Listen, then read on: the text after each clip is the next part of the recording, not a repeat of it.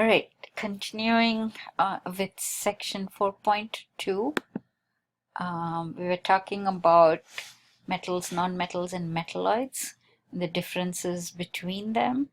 So as I explained, metalloids are kind of in between metals and non-metals in terms of properties. All right, some of them could be shiny, but they, most of the time they're more like the dull. They're not poor conductors, they're kind of in between. All right, so they don't conduct as good as metals, so they are more like semiconductors, and therefore they're taken advantage of, especially in the semiconductor industry, with silicon and germanium and so on. Okay, so they're better than non-metals in terms of conductivity, but not as good as metals. All right, so used in semiconductors. Some of them are used as insulators because their conductive properties can be modified. All right. Okay, so to summarize with examples, taking the example of silver for a typical metal, antimony for a metalloid, and sulfur for a non-metal, right? So shiny, blue-gray shiny, dull yellow. Ductile is the fact that you can shape it into jewelry and so on. You can hammer it. If you try to hammer a metalloid or sulfur powder, it's brittle, meaning it'll be breaking apart. It's malleable. I keep getting mixed up with these two. Malleable is it's hammered. Ductility is that it can be drawn into wires. All right. Think of copper wires. All right. So you can draw them into wires. Hammer. Well, antimony would shatter, and sulfur, of course, is kind of like a powder, or sometimes you have a crystalline form of sulfur. So if you try to hammer it, it's going to break up. Good conductor of heat and electricity, poor conductor of heat and electricity, and sulfur is also poor conductor of heat and electricity. So you can make jewelry, coins, etc. with the metal. As you can see, the density is pretty high for a metal. It's in between for the metalloid, and it's low for the non-metal. Melting point is really high, and antimony also is kind of moderately high, and the melting point is low for sulfur.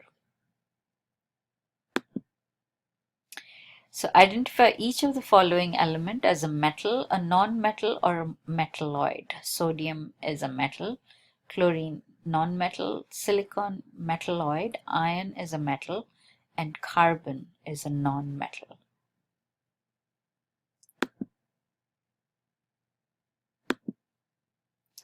List all of the elements that match the description. Metals in group 4A. So metals in group 4A would be tin and lead. All right. This is a non-metal, and these two are metalloids. Non-metals in group 5A. So the non-metals in group 5A would be nitrogen and phosphorus. Okay. These two are metalloids. Metalloids in group 4A. That would be silicon and germanium. Those are the metalloids in group 4A. Okay. So as you can see, metal in group 4A, this would be 4A, and down here the tin and lead are the metals. Non-metals in group 5A, so that would be nitrogen and phosphorus. And metalloids in group 4A, coming back to group 4A, the metalloids are silicon and germanium.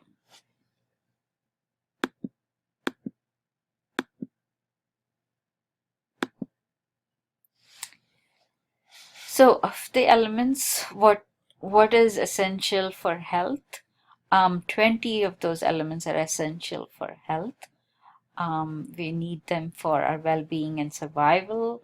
that would be oxygen, carbon, hydrogen, nitrogen, because it makes up 96% of our body mass, and 60% of that body mass is water, and so that's hydrogen and oxygen.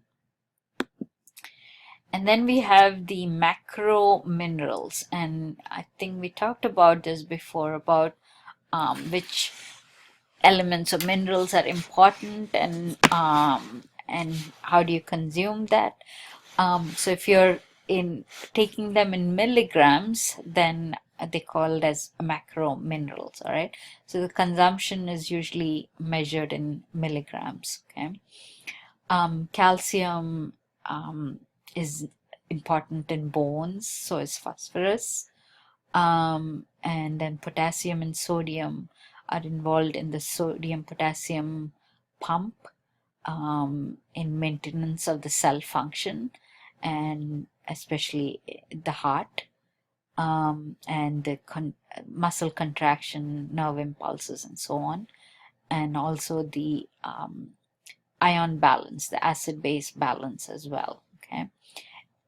Magnesium is important because a lot of times enzymes are what are called as cofactors, which is a metal ion. So magnesium is important as well. Okay.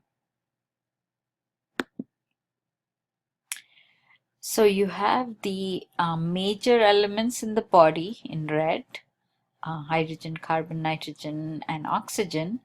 And then the macro minerals, those are consumed, as I said, in milligrams, and that's marked out in blue. And then you have the micro minerals, or the trace elements. So usually when the RDA values would be in terms of mcg, or micrograms. All right. Okay, so they are important, but however, consumption is way less compared to the macro minerals. All right, so that's the end of this chapter, of this section. Sections 4.1 and 4.2 of chapter 4. Homework questions that you should work on at a minimum are questions 4.1 through 4.6 on pages 104 and 105, and then 4.7 through 4.16 on page 110. All right.